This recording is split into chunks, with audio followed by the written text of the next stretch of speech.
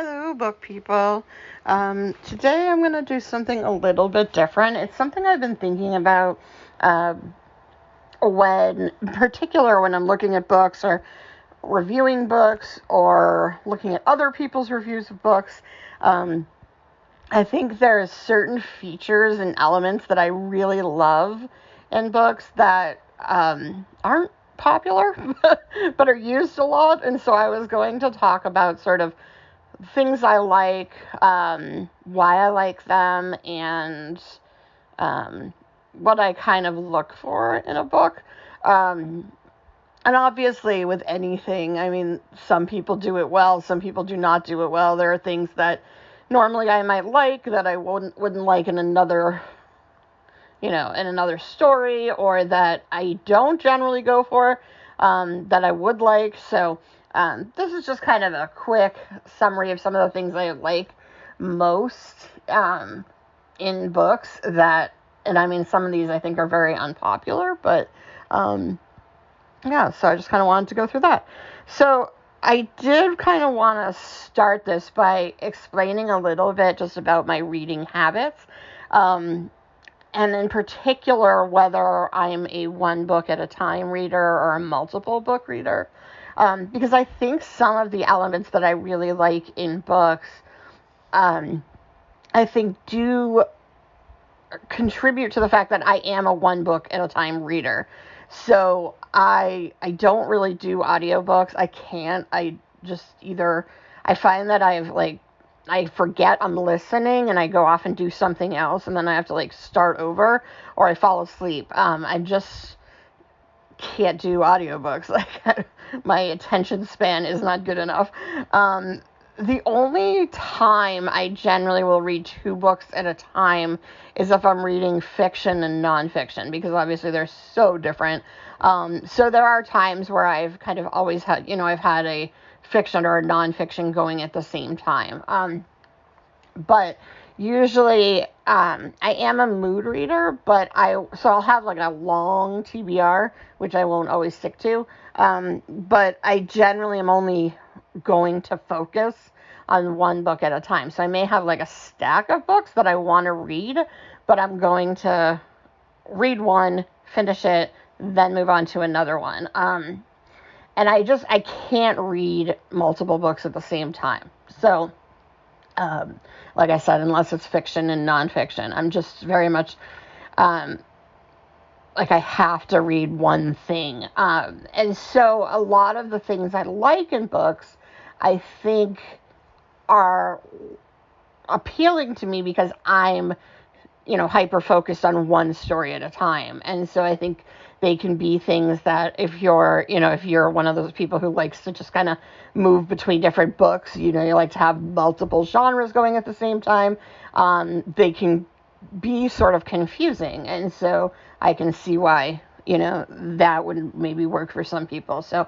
I mean, I'm not saying one is the way to go. I'm just saying that this is how I read. And so, I do think that's kind of an important differentiator. So the first thing I love, and I know a lot of people hate it, is dual or multiple timelines.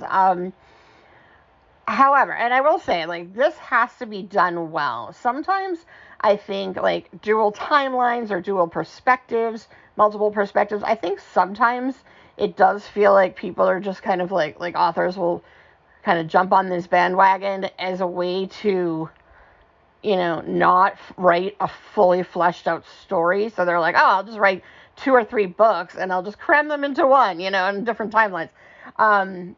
So, I mean, obviously it has to be done effectively, but I love dual timelines. I love, this happened in the past and this is happening now. So a lot of that historical fiction where there's, what was going on in the past and how it ties into contemporary life, or, in mysteries, sometimes where you're getting the investigation now of a cold case, and then you're going backwards in time to when the actual crime took place. I think you can do so many really cool things in terms of reveals when you have that kind of timeline. So I'm a big fan of it. I like it. I do think it's important, though, that if you are doing that, I need to know, like, and same with, like, dual perspectives. Like, I need to know who I'm reading at that point in time. I don't understand a lot of, like, dual perspectives when you have third-person narrative. I just don't know why you would have different perspectives. The only time I feel like you really need to have, like, different narrators is if you're first person, because you need to hear, different people's voices. I mean, I guess sometimes it can work, if you have, like, people doing different things or different places. But, sometimes I just feel like it's unnecessary because it's third person anyway. So, it's kind of, I just know who I'm following at that moment in time. But I think when you're doing, like, different timelines, there needs to be something that sort of quickly gets you, when you're switching chapters, that okay, I'm back in the past, or I'm at this time in the story.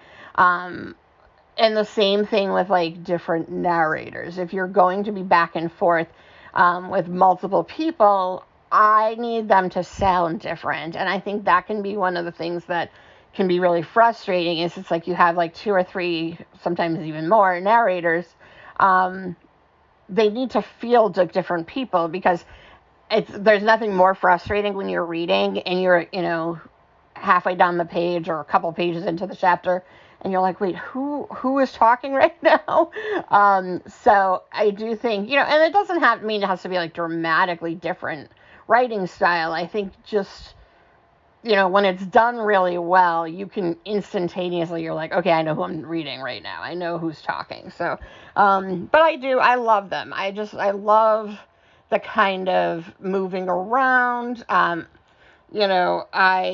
I love non-linear stories anyway, so I like things that are moving all over the place, in time, so it doesn't, even if it's not a dual timeline, things that are kind of moving back and forth, there's two or three different periods that you're getting. So yeah, I'm a big fan of non-linear storytelling. So I know I use it in, like, my own writing, and I know Sir Chong hates it. And so, like, this is, like, one of my favorite things, and he's like, oh, I hate this. But yeah, and I mean, again, this is where I think being, like, a one book at a time reader matters, because it's already jumping all over. So I think if you're reading multiple books at the same time, it can be kind of like, okay, there's multiple things happening in this one book, plus I'm on, like, different stories. So, yeah, so that's one of my favorite things. But again, I understand why people don't like it, but big fan. Next thing is unreliable narrators. I love them. I love when when people trick me, when they lie to me. I don't know, like, and it has to be done well. Again, all of these have to be done well. You can't just, like, write a story and then just be like, haha, just kidding, this was all a lie. I mean, it's like, why did I invest the time in this story? But I like characters that are, you're kind of like, okay, is this person, not necessarily deliberately being unreliable, but unreliable for other reasons. Well, I love Gone Girl. I mean, so that's, like, such a great unreliable narrator. But I like, like Girl on the Train, where you're like, okay, she's a mess, like, it's hard to tell, like, what's real, what's not. She can't even tell, like, what she remembers. Her memory's all over the place. So I like that. I mean, it's very common in, mysteries and crime fiction, anything with, like, a little bit of a twist, but I think that's great. And I mean, maybe it's just because, like, I can be really naive, so I'm, like, very trusting of my stories, and so I'm like, all right, you're telling me this is happening, so I believe you. And then I'm always like, oh, like, they lied to me. But I like when you're kind of like, oh, can I trust this person? So that's something I'm a fan of. And again, done well, done in a way that it makes sense in the story, not just being unreliable for the sake of it. But, and I like unlikable characters. I'm a big fan of characters who are not, I don't want to say unlikable. Like, a lot of times I've noticed in books is like somebody will say a character's unlikable, and very often it's women.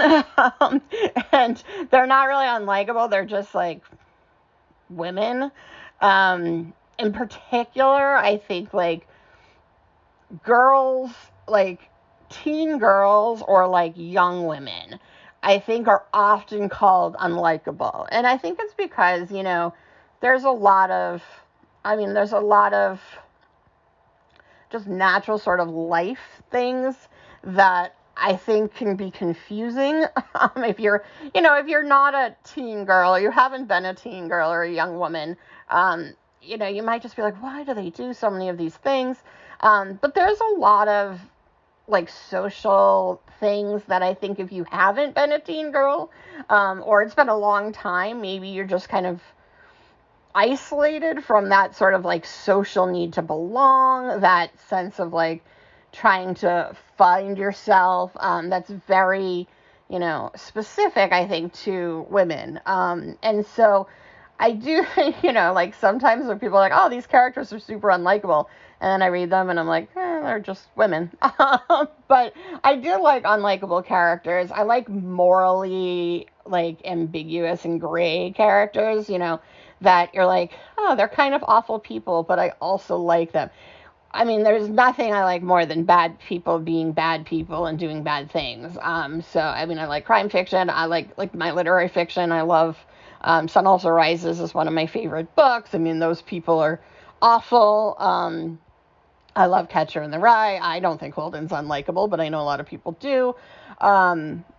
So that's kind of, like not only unreliable, but unlikable and sort of difficult people. I'm a big fan of that. The more like morally questionable a person is, the more I tend to enjoy them. I don't like animal violence. I don't want you to just be like a total scumbag, but I do think it's like, I like getting into the mind of like, what would I do in these situations? And that's something I think if you're a Game of Thrones fan or Song of Ice and Fire fan, I think that was something I really got into, watching Game of Thrones or reading Song of Ice and Fire. I was, really a fan of how gray everybody was, except for, Ned Stark, I guess, or Ramsay, who's just evil. But I really liked how, like, you could really understand different people. I'm a big Lannister fan, and I mean, I love Tywin, I love Jaime, obviously Tyrion, and I love Cersei. Cersei is like my favorite character in all of A Song of Ice and Fire, and she's kind of awful, but also understandably awful, and I think that that's something that it's very hard to pull off, but when a writer does, and you can kind of root for someone for doing something bad. I mean, like in the show in Game of Thrones, like when she blew up the sept, I was like, yeah, blow up that sept. Which is sort of like messed up, because I wouldn't necessarily in real life, be like, yeah, let's just blow up the sept. But I think, I always felt like, everyone's like, oh, I love Arya. Arya's the best. Or I'm Jon Snow. And I'm like, I don't know that most people in real life are, Arya or Jon Snows. They're not, I think we want to be Harry Potter. We want to be Jon Snow. We want to be the chosen one hero. We want to be a Luke Skywalker. But most of us are like probably either going to like run away, when put in danger, or we're going to make choices that are like questionable. I just think in real life, like, most of us would be more like a Lannister than a Stark. I mean, that's just reality. Like, so, I don't know, maybe I'm a nihilist. And the third thing I really like in books, and I know this is not something people do like, and again, this goes really strongly to why I have to read one book at a time. I love ambiguity. Not just moral ambiguity in characters, but I love stories that make you think. I love open-ended, not like totally open-ended. Like I don't like cliffhangers. I don't like, when like the writer just didn't feel like writing an ending. But I like stories that make you think. You're like, wait, like what is that? What is the meaning of this? Like what did happen here? Is this character dead? Were they, a ghost? Like, that's just like a random concept. But like, that you at the end, there's something to discuss. It's like, what really happened here? I love that.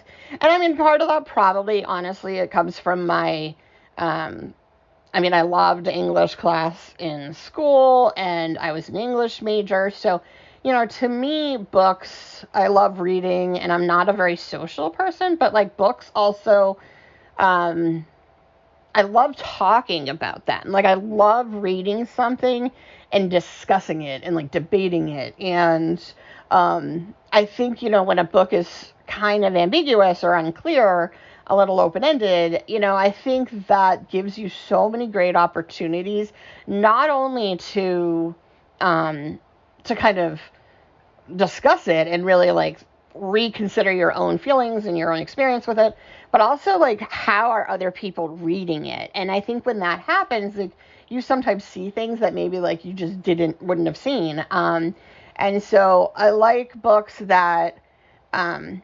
obviously turn things on their head. I like books that you read and you're thinking like it's one thing and it really isn't.